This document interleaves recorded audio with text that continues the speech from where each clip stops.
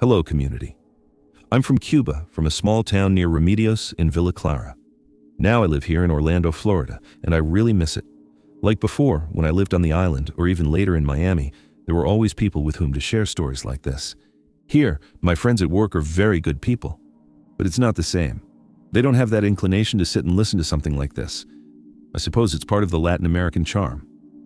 What I'm about to tell you happened to me when I was a child. My mother was sick, and they sent me to Sueda, a neighboring town, to find some medicine that was very difficult to obtain. I remember very well how happily I rode my bicycle, so excited because I had found it. When I was halfway back along the long, lonely road between the two towns, I got a flat tire. I got off, kept pushing the bike, but it started to rain. No, not just rain. It was like a hurricane. It was then that, in the distance about 40 meters from the road, I saw an old, almost abandoned house, and I also saw a big, very big dog limping toward it. At that moment, I thought about going closer. Maybe I could wait there for the rain to let up. I knocked on the door, but no one answered. I pushed, and it was open. The dog was lying inside, looking at me. He wasn't growling or wagging his tail, nothing. "I'm going to stay with you, little dog, all alone. Just for a little while, until the storm passes," I told him. There was one of those old cots with a sagging canvas and a torn burlap sack on the floor. The dog was on the cot, so I sat on the sack, watching over the paper bag where I kept the medicine. It couldn't get wet for any reason. It was for my mother. It was very important. Tired from so much pedaling, I lay down and almost fell asleep, lulled by the sound of the rain outside. And suddenly, I heard something, a low sound, like a growl. I opened my eyes a little and moved so he wouldn't notice, and then I realized it wasn't just a growl, it was more like a murmur. The dog sat up, but what rose from the cot wasn't a dog. It was something walking on two legs, tall as a big man. The silhouette was that of a person, but the head was still that of a dog. And so, with my eyes half closed, I felt it watching me. I saw its silhouette turn toward me, and without making a sound, it left through the door into the darkness, into the rain. I don't know how much time passed after that, but when the rain let up a little, I took off my shirt to wrap the paper bag of medicine, grabbed the bicycle to push it, and started riding. It was on the way that I heard it. Something was following me along the side of the road among the trees. I couldn't see it, but I knew it was there. Not only because I could hear it, but because I could feel it, because I could feel its gaze. I dropped the bike and ran as fast as I could. I arrived home exhausted, but with the medicine intact. My mom greeted me with such joy that when I saw her eyes, I completely forgot what had happened. It wasn't until the next day that I went to get my bike, but it was gone. Even today, so many years later, I wonder if that thing didn't harm me because it knew I was there for a good reason, because I was taking care of my mother. Hi, I'm Nazareth, although everyone calls me Naz. I live in the state of Mexico, but I'm currently renting in Mexico City to be closer to the university. This happened about a month ago, and I've only shared it with my sister, my mom, a healer, and a close friend because of the desperation I felt. My days as a university student and away from home have generally been good and full of learning. I also met a very special person, Carlos, with whom I'm in a relationship. One day, classes were canceled and we decided to hang out in a hotel room. The afternoon was going normally. We even decided to take a bath. But it was at that moment that everything changed, just like that, suddenly. Suddenly, Carlos told me, "Naz, I just saw a shadow in the bathroom mirror." He's an atheist and very skeptical, while I'm quite sensitive to energies, presences, and other situations that are difficult to explain. My family is very holistic. My parents have abilities to contact beings that aren't on this earthly plane, like spirits, archangels, and even deceased relatives. I decided not to dwell on what he said. Carlos said, even though we both felt uneasy. We started gathering our things to leave while chatting to clear our heads. Suddenly, Carlos fell silent with a fearful expression on his face and said to me, "Nas, I honestly don't know if I should tell you this, but I think there are bloodstains on the mattress." I immediately pulled back the sheets. What we found there was terrifying. It wasn't just small bloodstains. The mattress was covered in it. It looked old, dried, and a dark brown color. And the mattress also had several stab wounds, as if someone had used a knife there. The greatest concentration of blood was right in the area where the marks were. It was obvious that no one had tried to clean it. They had simply covered it with sheets to hide it. The scene, it was so horrifying that I couldn't help but vomit. The area where we were is known as a red light district in the city. At night, it's full of sex workers with cheap hotels on several streets. Every corner is watched over by pimps who control the place. For safety reasons, perhaps, I decided to take a picture of the room, the mattress, the surroundings. This is where things got even stranger. I remember that after taking the picture, I left my phone on the table and ran to the bathroom to vomit. Carlos followed me to help, but what happened next left us very upset and confused. We decided to hurry and leave that place as soon as possible. However, when I looked for my phone, it wasn't where I'd left it. It seemed someone had taken it, because I clearly remembered putting it on the table before running to the bathroom. Carlos tried to call me, but at that moment noises started, noises everywhere. In the next room, in the pipes, in the street. They were normal noises, cars, ambulances, shouts. But somehow at that moment there was so much noise that we couldn't hear the cell phone ringing anywhere. We searched desperately. We checked the mattress, we removed the sheets, we even looked in the trash can, but the cell phone was nowhere to be found. Then I decided to look under the mattress when I lifted a piece of sheet that was half falling to the floor, and there was my cell phone. But how did it get there? I don't know. I couldn't explain it. The most unsettling thing was that as soon as we found it, I felt all the noise suddenly stop. It was as if all that noise that seemed to be in there with us suddenly became very far away, and only a profound silence remained with us in the room. I couldn't explain why we felt so scared, but we ran out. Although at first I was determined to report what happened, I knew it would be risky. That place is controlled by the mafia, and in Mexico, especially in these areas, the authorities do nothing. Reporting it would only endanger my safety. Days later, I started feeling physically ill. I had constant nausea and a pressure in my chest that made it hard to breathe. I spoke to my sister in desperation and tell her what had happened.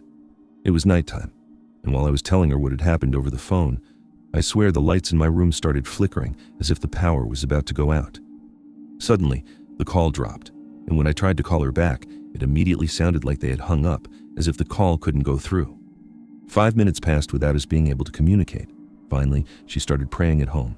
She has the same abilities, so to speak, as my parents, and perhaps that's how we managed to reconnect. When I finished telling her, she said something that scared me even more. Unfortunately, yes, someone died there, most likely a sex worker. That soul saw you, clung to you, and is with you now. You need to do something about it. 3 days later, I received a call from my father with devastating news. A beloved family member had passed away, someone who was like a second mother to me, someone who was always there when my parents couldn't take care of me. That news shattered me. I had to travel 3 hours to say goodbye, and I asked a friend, Antonio, to accompany me. I was exhausted, emotionally broken, and despite everything, I still had to deal with my final university projects. While I was talking to Antonio, I confessed that for days I'd felt like someone was following me, that I felt someone touching my back, suddenly pulling my hair, a constant and disturbing sensation. I also told him about the mattress. He was very worried. He said I needed to have a cleansing ritual, that someone was really with me, that even he, who doesn't have any special sensitivity, could tell. I wasn't alone. I tried to do a cleansing myself, passing an egg over my body, a traditional Mexican practice, but obviously it didn't work. My sister then gave me the contact information for a healer she knew because of all my studying, a true master in these matters. I called her, told her everything that had happened, all the details, and again, just like when I told my sister, the call simply dropped. When I tried to call her back, my phone seemed to have no signal. It wasn't working. The call just wouldn't go through. This time, 15 minutes passed before she could call me back, by which time I had given up trying. When she finally did, she sounded different, agitated. She told me she had started vomiting uncontrollably and felt very sick. She asked if I had felt that way, and I confirmed that I felt ill, although not to that extent. That's when she understood the gravity of the situation. Let me be clear, there's a tormented soul inside you. It's a woman, probably someone who left violently. You were in the place where she stayed, and that's where she began to drain your energy without knowing she's dead. She doesn't want to hurt you. She's just desperate, trapped in a darkness we can't comprehend. I cried. I cried from fear and despair. I didn't know how to handle something like this. As a last resort, I called my mom, who has experience with these kinds of situations. She suggested we do a remote cleansing ritual. I prepared everything she asked for: a candle, a glass of water, a plant, incense, and something to make me feel protected. I chose a quartz crystal and a necklace. My mother assured me I would know what to do, that I just had to stay calm. I began to meditate, breathing deeply. Suddenly, I fell into a kind of deep sleep. I felt something heavy lift from my back, as if something were leaving my body. Within that dream, I saw a woman sitting across from me. I tried to speak to her, and she listened attentively. I don't know your story or why you're here. I want to help your soul find peace, but this isn't your body. This isn't your place from the bottom of my heart. I ask you to leave me, please. I never saw her face, but somehow I knew it was a man who took her life. Somehow, I knew her name was Teresa and that she was worried about her offspring. Offspring. That word remained etched in my mind. While my mother worked from home, contacting archangels for help, it all finally came to an end. When I awoke, my room felt peaceful. The exhaustion, the nausea, and the fear were finally gone. As I gathered my things, I felt a warm embrace, as if someone were thanking me from behind. Since then, I feel something has changed inside me. In many of the places I go, I end up hearing whispers, sensing presences I didn't notice before. Was it an ending, a bad one, or simply an ending? Was it chance or destiny to be in that room, on that mattress? I leave that to the judgment of those who listen to this story. Hello everyone. My name is Jennifer. I'm from Santa Ana in El Salvador, and what I'm about to tell you happened in 2015. We had gone to visit my grandmother, who lived at the time in San Miguel, in a place called Bolivar, a few hours from my house. Hers was a simple house in the middle of a very beautiful property. Behind us was the area where they made tortillas, and not far away ran a stream with enormous rocks where people sometimes washed clothes. I remember that day very well. It was incredibly hot. To get water, we had to cross the stream because on the other side there was a pipe that provided drinking water, but in the house was completely dry and they sent for us. However, being children, instead of obeying immediately, we started playing and let it get late until nightfall, when we thought they wouldn't tell us anymore. But then, my oldest cousin came out to scold us for disobeying, hoping to scare us a little and teach us a lesson. He said yes, he would go get the water, but we would all go with him. At night, the stream was extremely dark. Without a flashlight, you couldn't see anything, not even your own hands. We all held hands and made our way across in the dark. My cousin was carrying some large jugs, and that's how we crossed. When we got to the stream, we started filling them, and that's when we heard what sounded like someone washing clothes. A few meters away, by a well, stood a woman dressed in white with her black hair covering her face. She didn't seem to be paying attention to us, but my youngest cousin started to approach her. She thought it was Cecilia, a mute woman from the village we'd known all our lives, so she began calling her name as best she could. Chechi, Chechi. The woman turned to look at her and raised her arms as if to reach her. I said to my cousin, "Look, I think I know if she wants to hug my cousin." When she turned to look at her, her face changed completely. She yelled at us to run home, not to stop for anything. I tried. I started running in the dark toward the house, but then I looked back. My cousin was dragging my other cousin along, and the woman had uncovered her face. I don't know how to explain it. It wasn't a normal face. It was something very strange, an elongated face, very long, that definitely didn't look human. I ran away as fast as I could. My cousin was chasing me, carrying my crying cousin. When we got to the house, my grandmother, without saying a word, took us inside and sprinkled us with holy water. She rubbed our feet with oils and herbs and made us pray. That night we all slept together, piled up on a bed. Outside there were noises, as if something were circling the house, scratching at the walls. I don't know if it was his doing, but it seemed to me that it stopped right in front of the windows, as if trying to peek out, to see us. The next day, my cousin woke up with a fever. He couldn't get up for several days. My uncle went to look for the jugs we had left lying around, but he came back saying he hadn't found them. I later heard him whisper to my grandmother that he had seen them. "We avoid going out when she's out, and you should do the same. Don't pay any attention to her. She's crazy, that's all. Don't go out when she's ringing the doorbell so you don't run into her." The first time I saw her was by chance. I got up to get a drink of water at night, and as I passed by the window, I caught a glimpse of her. A very thin, hunched-over woman, wearing an old coat with long gray hair, walking very, very slowly, ringing the doorbell of the house next door. She didn't seem to see anyone, or look for an answer. But they were all covered in hair, very long hair. Sometime later, my parents said that perhaps we had encountered the Ciguanaba, but I remained doubtful, because the legend I know says that she appears to adult men to deceive them, to lead them to the ravines. And this was very different. Why would children appear to her? Why did she want to take my little cousin? My grandmother no longer lives there. She came with us, and although years have passed, I haven't wanted to go back to her little house, nor just to see how things are going. Hello, everyone. I hope you're all doing well. It's a pleasure to be able to write to you. Over a month ago, I separated from my partner of several years. Now I live alone in a neighborhood very close to my work, on a quiet street. Or at least, That's what I always tell myself to avoid thinking too much about how dark it gets at night. I call it quiet because when night falls, you hardly see anyone, and the street becomes deserted as if everyone is afraid to go out. There are hardly any streetlights, and to be honest, I'm afraid to go out late. And not so much because of anything paranormal, mind you, but because of how few people are out. There are always one or two guys on the corners smoking who knows what, drinking, staring at everyone who passes by. A few days ago, I started noticing something strange. Every night, sometime after 11, I'd hear gates tapping in the distance. Someone was tapping on the gates of the houses, first one, then another, and another, as if someone were going door to door. Sometimes she'd pass by quickly, other times she'd linger longer at one. I didn't think much of it, but I did ask around. At the store, they didn't tell me anything, only that they didn't even live there. Then I asked the lady next door, who didn't seem to understand my question, until one afternoon the neighbor across the street finally answered. "It's the old lady with gates, don't worry.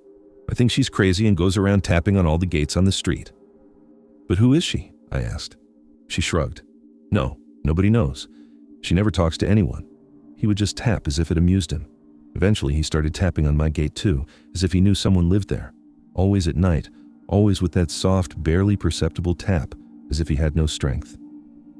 I never opened the door, of course, but every time he passed by, I felt him linger a little longer in front of my gate. Last week there was a power outage in the neighborhood. The street was completely dark, or rather, even darker than usual. It was almost 11 when I heard the first tap on a fence, a few houses away, then on another one closer, and another one was getting closer. This time, my heart started pounding. When he finally touched my gate, I froze. Darkness enveloped me, and very carefully I approached the peephole of my door, about 2 meters from the gate facing the street. That's how close I was. He was right there in front of me, his face barely visible. The dim streetlights barely illuminated his pale skin and tangled hair. He didn't smile. He didn't make any strange gestures. I don't know if you'll believe me, but she only said my name. Alexa. Alexa. She whispered it, but with a clarity that unnerved me. I moved away from the door, trying not to make a sound.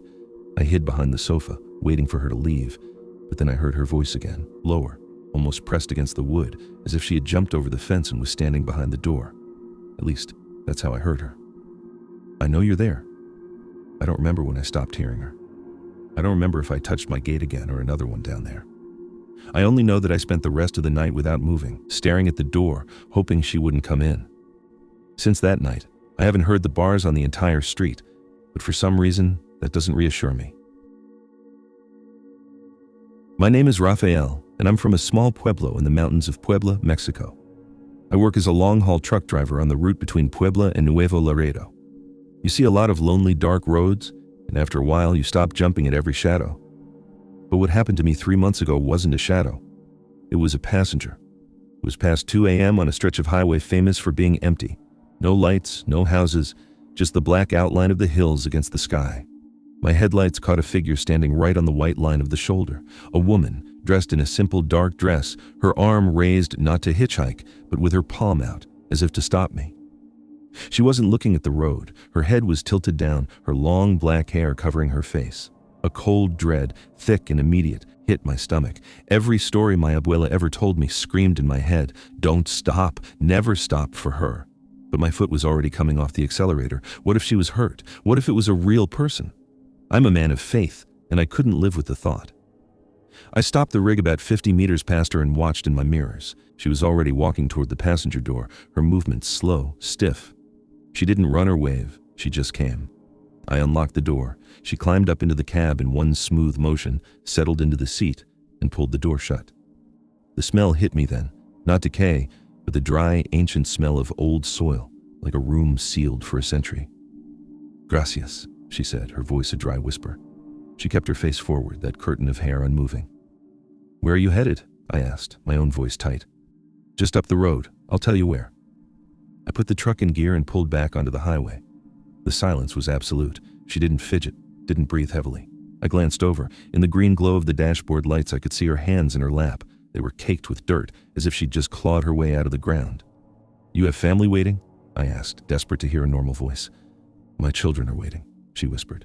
"They are always waiting." We drove for 20 minutes in that terrible silence. I was praying silently, my knuckles white on the wheel. Then, She slowly raised one of those dirt-caked hands and pointed a finger ahead to a narrow, unpaved road that branched off into the darkness between two hills, a road I had passed 100 times and never once noticed. There. Turn there. Senora, that's not a road. That goes into the canyon. Turn there. The command was final. I felt the wheel turn almost by itself, as if her will was guiding it. The truck's tires crunched onto the gravel, and we descended into a darkness so complete my high beam seemed to be swallowed. After a few hundred meters, she spoke again. Stop here. I slammed the brakes. We were in a small, rocky clearing surrounded by tall, skeletal trees. The headlights illuminated a crude wooden cross, tilted and rotting, driven into the earth at the edge of the light. She turned to me then. For the first time, she pushed her hair back from her face. Her skin was pale, stretched too tight over her bones, but it was her eyes that froze the blood in my veins. They were not human eyes. They were deep black pits, empty and endless. You are a good man, Raphael, she said, and my name in her mouth felt like a curse. You did not leave me on the road. For that, I leave you your life. But you will take a message. Tell my children I cannot come. The earth holds me too tightly now. Tell them to stop waiting by the window. Before I could speak, she opened the passenger door and stepped out into the night. She did not walk toward the cross. She simply walked into the beam of the headlight and was gone. Not a fade, not a mist. One moment she was there. The next, the space was empty. I sat there shaking for an hour. When the first gray light of dawn touched the tops of the hills, I saw I was not in a clearing at all. I was on the very edge of a sheer cliff, my front tires less than a meter from the drop. The rotten cross was there, just to the side. I don't know who her children are. I don't know which window they wait by. But every night since then, when I drive that stretch of highway, I see them. Not with my eyes, but in my mind. Small, dark shapes, waiting in the silence of some lonely house, listening for a knock on the door that will never come. And I keep driving, carrying a message I can never deliver.